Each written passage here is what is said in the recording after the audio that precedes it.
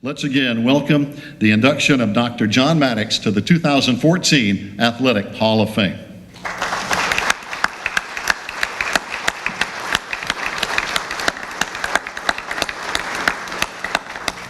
Wow, that's awesome.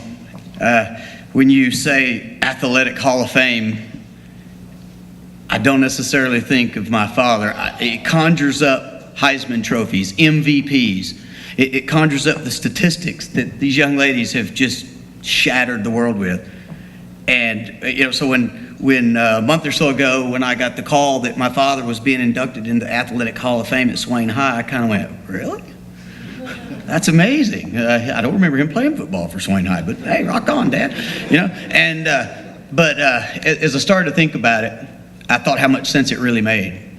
And to those of you who actually knew him, it makes perfect sense. And for the younger crowd that missed that generation and missed my father, I'm going to give you a side of him that these coaches will appreciate. Any athlete, anyone who's ever been an athlete in this room will appreciate beyond the fact that he was a doctor and pharmacist, beyond the fact that he could work a video camera, beyond all the accolades that Gary just described to you and that what's printed in the material.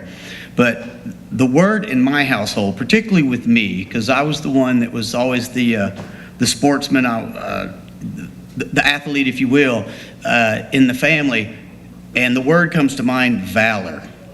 And I know everybody in this room knows what valor means, but to live it, to eat it, drink it, sleep it, worship it, and bring it to fruition, that was my father. And in my young up-and-coming life of racing professional motorcycles and anything in life, we weren't really politically correct in the Mattox home. It wasn't, you never heard this in our house.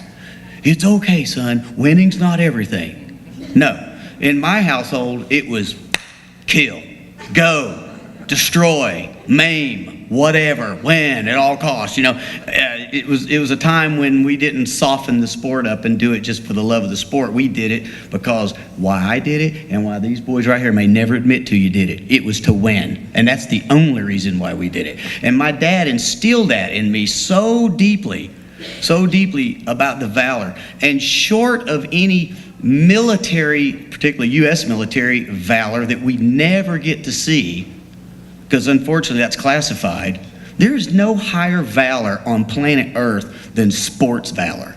There's nothing will put chill bumps on your spine quicker than watching that winning touchdown at a state championship game in high school. Nothing compared to what these girls did. It competes with sports valor.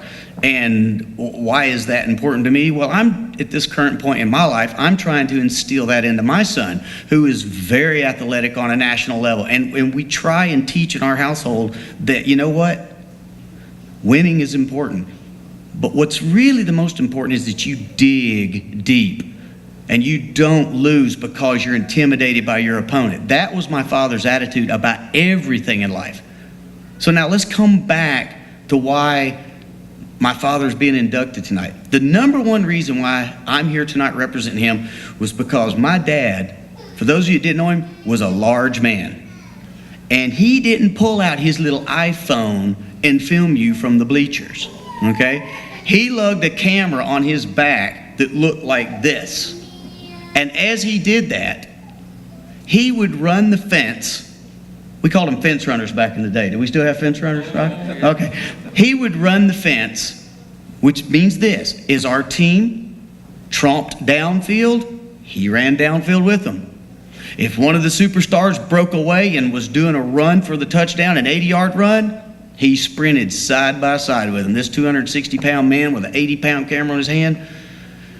In football, we may judge a running back by how many rushing yards he might have in a game.